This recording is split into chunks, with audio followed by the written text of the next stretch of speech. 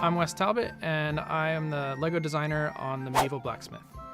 So the Medieval Blacksmith is a half-timber style building. It has 3 floors. The bottom floor, you'll find the blacksmith workshop with a furnace, a forge, so you have 2 anvils you can work at the same time. And then the outside of the building, there's an apple tree, a well, a small log pile to throw on the fire, as well as a small squash patch outside. There's a few animals. There's a tiny tree frog hiding in the apple tree, as well as a dog who I like to imagine could pump the bellows, which actually when you pump the bellows, it triggers the light brick inside the forge to make it glow.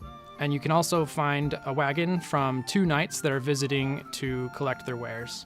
The middle floor of the blacksmith shop is a nice medieval style kitchen. From there you can go up the stairs into the top floor where you'll find a double bed with a nice colorful handmade quilt, a small nook for poetry, a comfy bearskin rug, and also a small fireplace to keep the people warm at night. I had a really fun time working with Austin on the set. We're good friends outside of work, so that was a fun experience.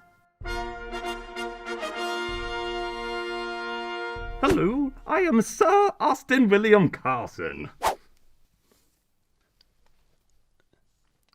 And I'm the graphic designer on the Medieval Blacksmith set.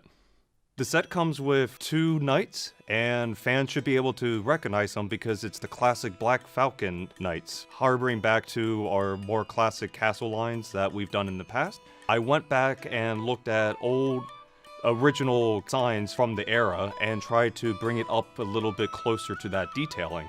But also, we were able to do a few new color changes for the armor to really add that extra level of detail for them. The set comes with an archer and also a blacksmith. Unintentionally, the blacksmith ended up looking a lot like my old college friend. I'm sure he's going to appreciate it once he sees him. But yeah, the long orange hair and bushy beard, that's what he looked like.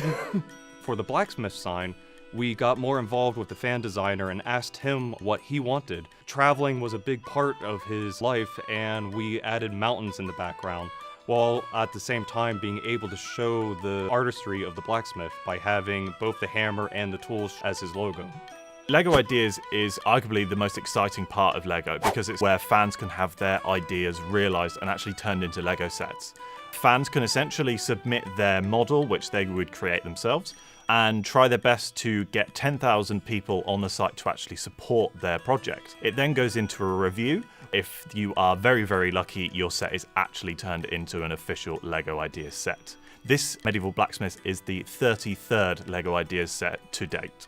When I saw this project come up on LEGO Ideas, I really wanted to be the one working on it. I'm very interested in medieval architecture in general, and I've actually done a few blacksmith sets myself in my spare time. So it's kind of cool that through Clemen's wish to have this blacksmith set is reflecting my own wish as well. Wes and I were super excited to see this hit LEGO Ideas, and we almost instantly jumped on it and started making preparations. I already had a collection of knights that I've already worked as a fan, so I had designs ready to go, and Wes was already building right away on this. So we had so much energy pumped into this model, and right when it got accepted, we jumped straight at it. We met with Clemens, the fan designer, a couple times, and we asked him, what are some things that you would like to include in the set? He's a big fan of nature and the outdoors, and so we have a small treasure chest in the top floor that we've included a backpack and a compass to reflect his hobby. It's hard to pick my favorite part of the model, but I did really enjoy working on the roof. Clemens did a really fantastic, very detailed version of the roof that had this tricky angle to it. So that was kind of the first thing that I started tackling when I started to build it. And I really enjoyed adding the little bits of detail where a few shingles have popped off and need repair, as well as the moss that needs to be scrubbed off eventually. I absolutely love the set. It's really, really beautifully designed, and it reminds me a lot of the castle sets that I used to play with as a kid.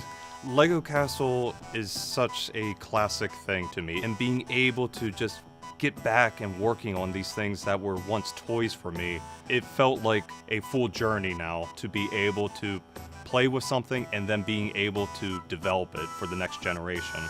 I'm very excited for this model to come out. I think it's probably my favorite set that I've worked on to date, and I hope every Castle fan out there is just as excited as I am to get their hands on it.